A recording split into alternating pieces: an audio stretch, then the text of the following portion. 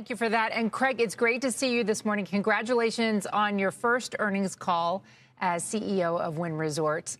Thank you. You really grabbed a lot of attention right away by talking about this new strategy that Wynn is going to engage in. We've seen it with some of your competitors selling off the land and the physical assets of Encore Boston Harbor and then leasing it back and continuing to operate it.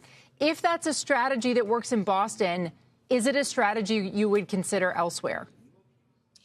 Thanks, Contessa. I'll circle back to your question in just 1 second. I did want to give some kudos to the Wynn team for everything they've done over the course of the past couple of months.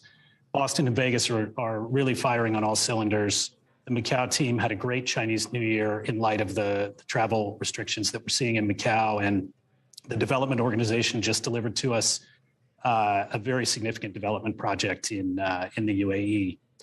Back to your question, really we look at Encore Boston Harbor, the stability of the revenue stream in the regional gaming markets, and the fact that we were able to structure a lease that allows us to flexibly operate the property over the entire economic cycle, a lot of operational flexibility.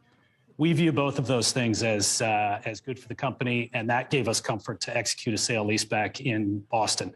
We have a slightly different approach in Las Vegas.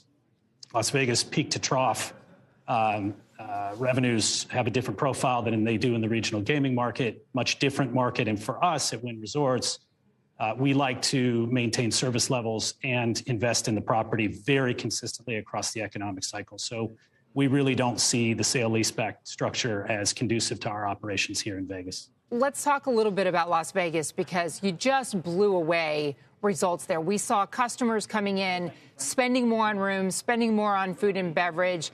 It was, I believe, a record-setting year for you. How do you see 2022? You've seen a slowdown in occupancy rates, you said, in January. You haven't seen a return fully of international travel or group business. Where will the growth come from in 2022? Yeah, you're exactly right. You characterized it well. So 2021 was a record year for Wynn Las Vegas, despite a pretty weak first quarter because we were still in the throes of a lot of COVID restrictions. There were a number of customer segments, as you referenced, that actually weren't back in full force in 2021. The group business was very condensed into certain weeks and certain months, and as you mentioned, international play really wasn't there. So to the extent that those come back in 2022, coupled with the very healthy spending levels that we're seeing in the business currently, we think 2022 will be a great year. You're correct that January was impacted by Omicron. I think that was a citywide phenomenon. We had about 61% occupancy in January. We expect to exit March back in the mid-80s.